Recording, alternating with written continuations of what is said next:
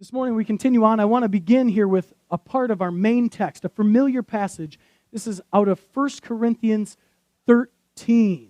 When I say that, if you've grown up in church, you probably know exactly where we're heading this morning. It says this: "If I speak in the tongues of men or of angels, but do not have love, I am only a resounding gong or a clanging cymbal. If I have the gift of prophecy and can fathom all mysteries and all knowledge, and if I have a faith that can move mountains, but do not have love, I am nothing. If I give all I possess to the poor, and I give over my body to hardship that I may boast, but do not have love, I gain nothing." Love is patient. Love is kind. It does not envy. It does not boast. It is not proud. It does not dishonor others. It is not self-seeking. It is not easily angered. It keeps no record of wrongs. Love does not delight in evil, but rejoices with the truth. It always protects, always trusts, always hopes, and always perseveres. I'm glad you're here this morning because today we are wrapping up our Love God, Love Others series. And during this series, we've been talking a lot about God's love. We've talked a lot about the way that Jesus loved. And we've been pretty honest about the difficulty of loving people well. And for our last message on this topic, for now, because if you know me by now, you know I'm going to talk about love often. But our last message topic here today, we're going to try to take all of that and tie it together by looking at the importance of spreading this everlasting love into the world around us. And in order for us to kind of set the stage for that, I want to share a quick little quote, a little story about one of the more famous self-giving and loving people of our time. And this is a quote from author Susan Conroy. She says this, and it won't be on the screen, so just listen in. She says, "During my first encounters with Mother Teresa, I was struck by her profound humility. I knew that she was world famous, and I had imagined that all famous people have a sense of their own greatness, a pride that shows through in their words and manners. There was none of that in Mother Teresa. There was an apparent selflessness in her, a quality that is not easy to find even in non-famous people.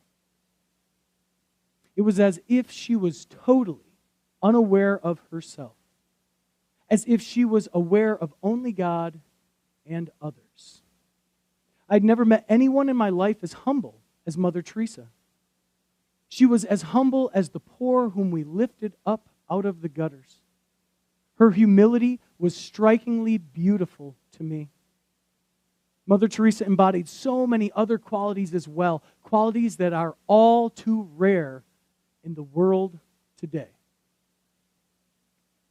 Humble, compassionate, kind, caring, loving. These are all characteristics that Mother Teresa shared with others, and these are several of the specific ways that we are called to love others too as we follow Jesus.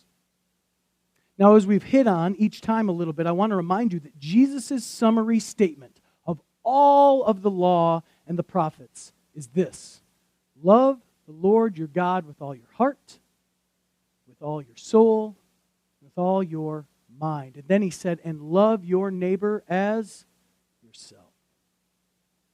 I wonder, is it possible that Jesus simplified all of the law, all of the commandments, all of the teachings of the prophets for us in order to help us stay focused on what matters most? I mean, was he trying to get all of our energies, our heart, soul, mind, strength, set on this central thing that will last for eternity? Now, earlier we heard the beginning part, the first half of this really valued passage in the Bible, what we call the love chapter. Okay? If you've been around church, I mean, that's what I grew up calling it, still call it that. It's the love chapter. And it's in this section that Paul, the apostle, perfectly captures the beauty and the supremacy and the enduring power of love. And so I want to read just the remaining bits of that, 8 through 13 now, out of 1 Corinthians 13. You can follow it along. We left off at love always perseveres. And he keeps going. It says, prophecy and speaking in unknown languages and special knowledge will become useless, but love will last forever. Now our knowledge is partial and incomplete, and even the gift of prophecy reveals only a part of the whole picture. When the time of perfection comes, these partial things will become useless. When I was a child, I spoke and thought and reasoned as a child, but when I grew up, I put away childish things. Now we see things imperfectly, like puzzling reflections in a mirror. But then we will see everything with perfect clarity.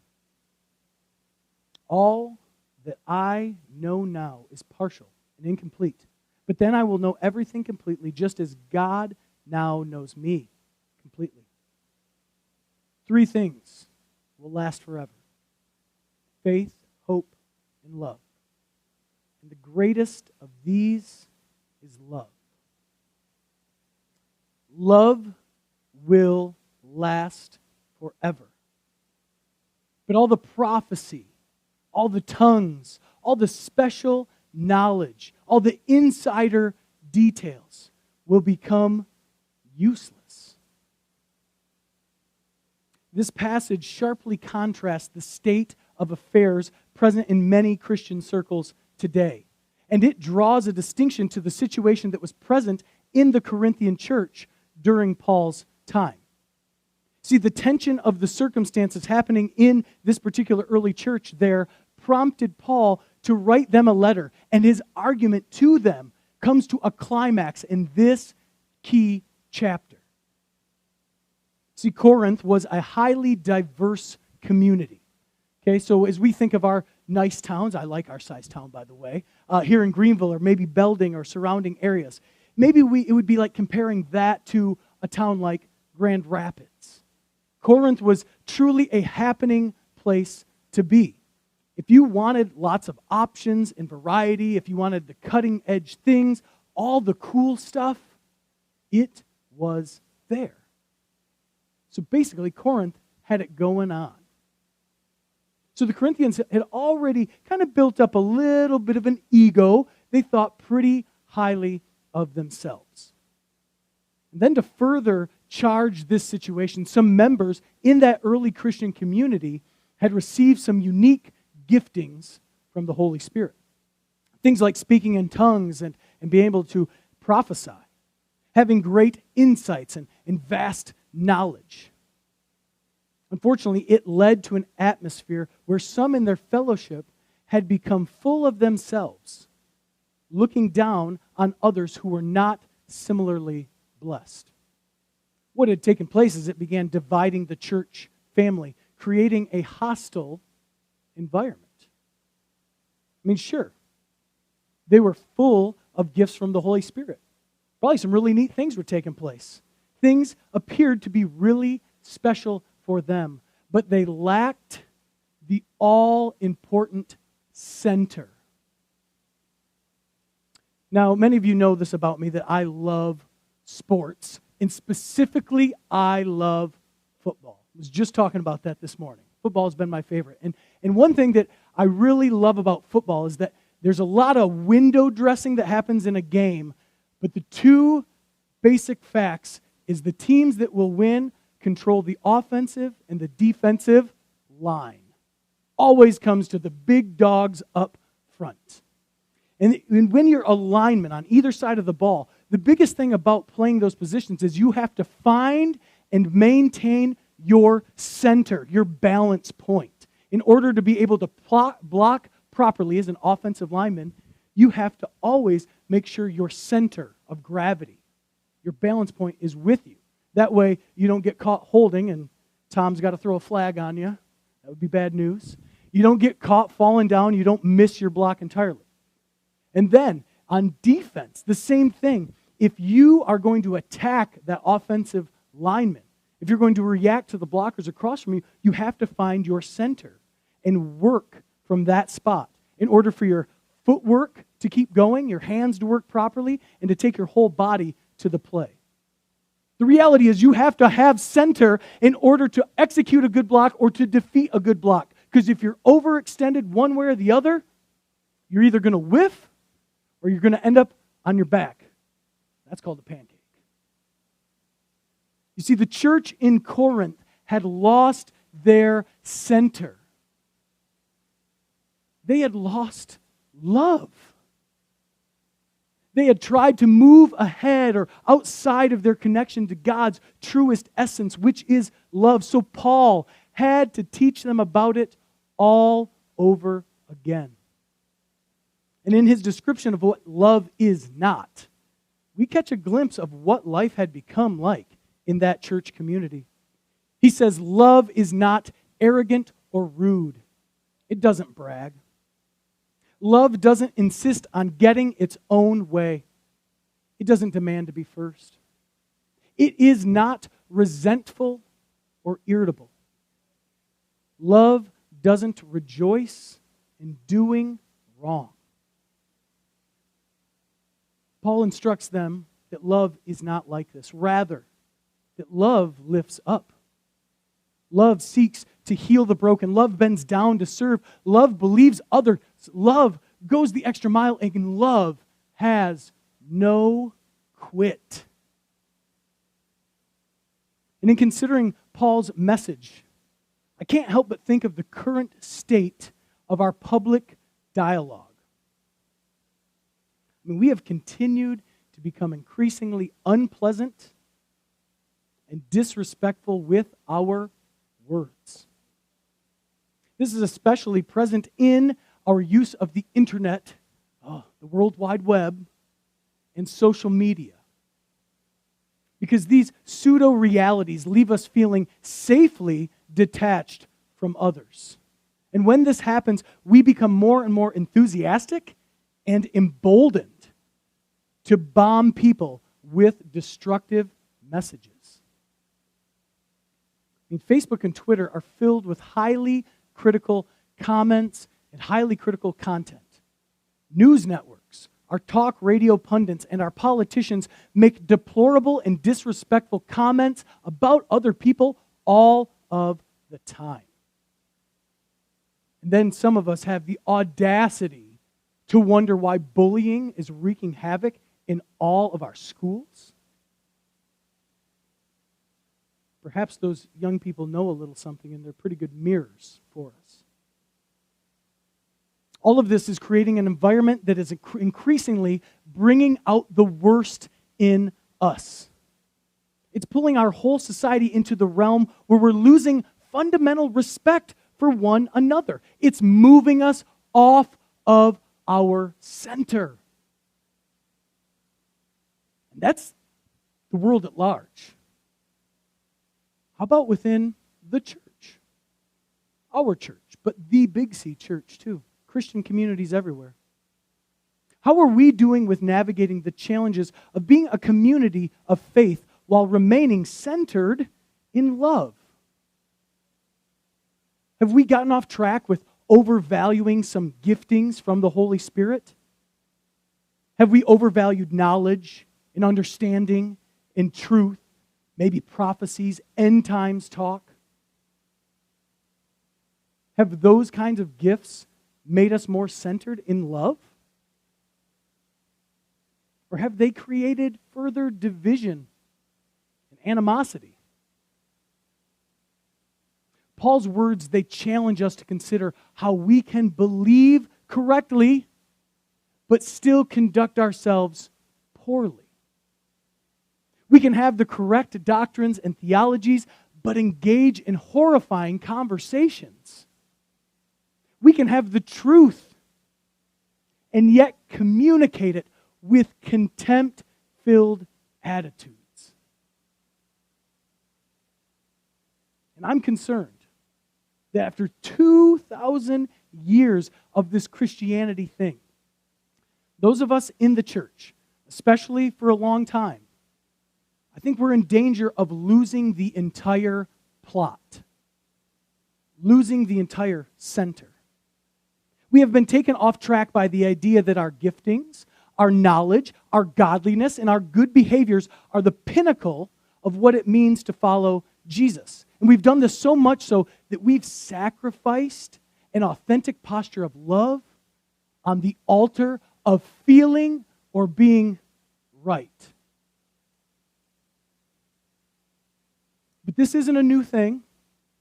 So I'm not just beating you up. I'm not just beating Matt up today. The early church faced this same dilemma too. Consider these words from a disciple, the disciple Peter, who wrote these words to early believers that wanted to make sure that they were really part of God's family, that they were really living like it. And he says this in 2 Peter chapter 1, verses 5 through 7. Again, he says, for this very reason, making sure you know you are part of God's family. For this very reason, make every effort to add to your faith goodness, and to goodness, knowledge, and to knowledge, self-control, and to self-control, perseverance, and to perseverance, godliness, and to godliness, mutual affection, and to mutual affection, love. See, what Peter is doing here is reminding all listeners that the path towards real Christian maturity begins with faith, what we would call trusting Jesus. And it culminates with love.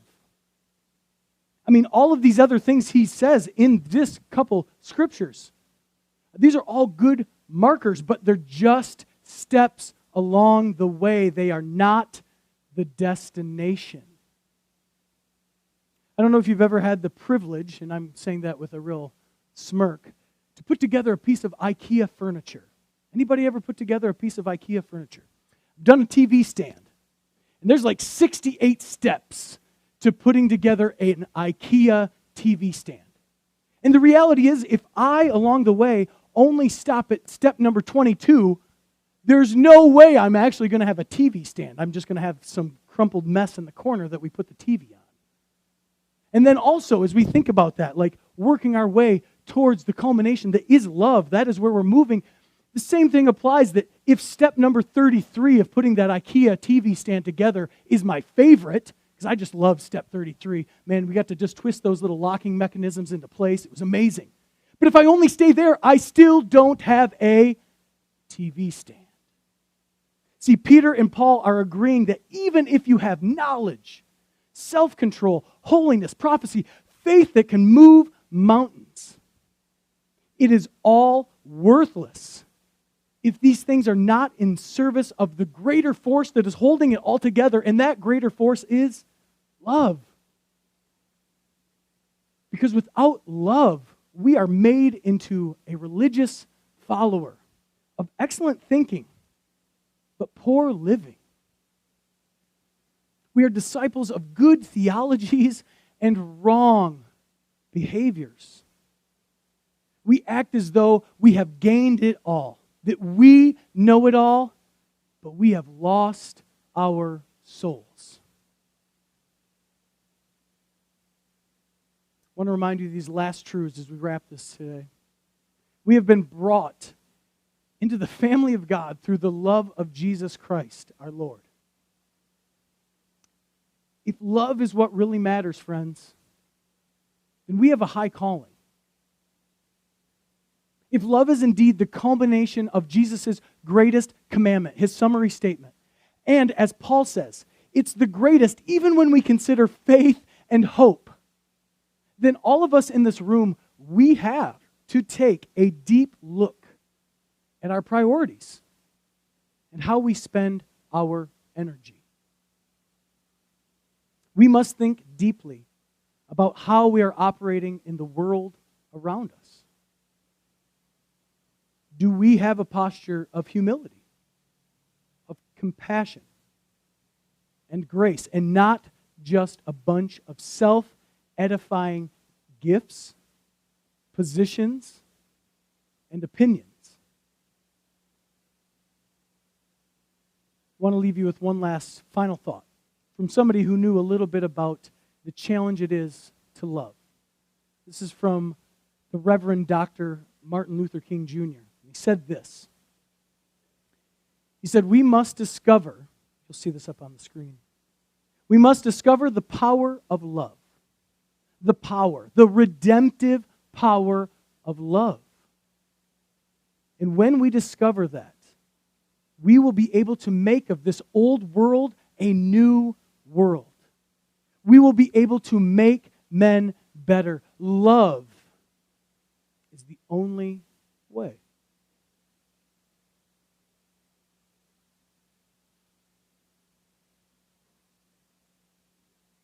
I want to pray with you this morning.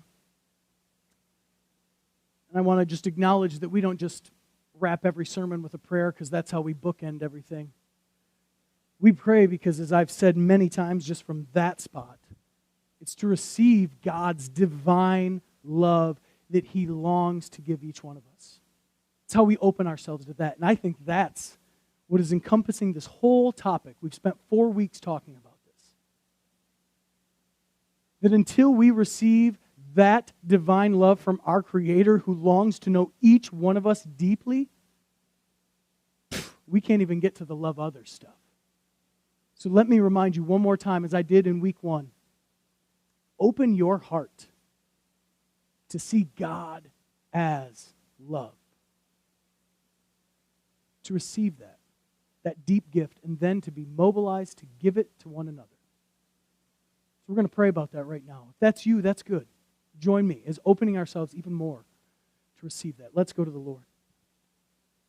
Heavenly Father, we are so grateful for the challenge that comes in these words, these familiar passages like the love chapter.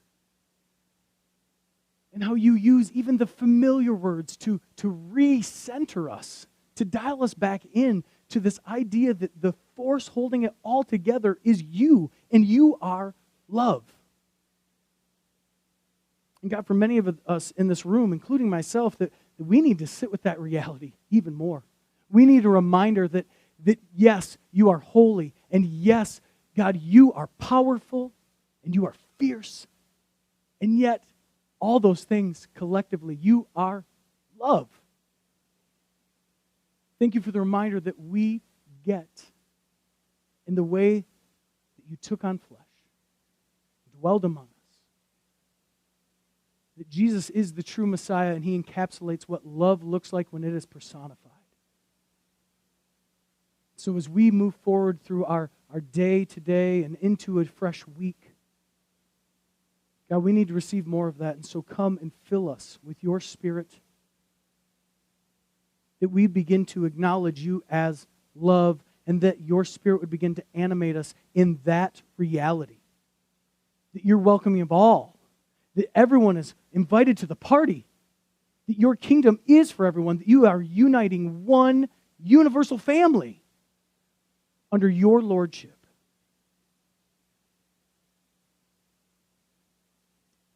We ask your blessing upon each one who's in this space this morning, those that are joining online. Continue to knit us together also as one local family. We're so grateful for your care in each one of our lives. We're grateful that we get to come alongside one another, that we don't have to journey this life alone. Thank you for giving us that sense of belonging. Help us to share that with one another. We ask all these things in Jesus' name. Amen.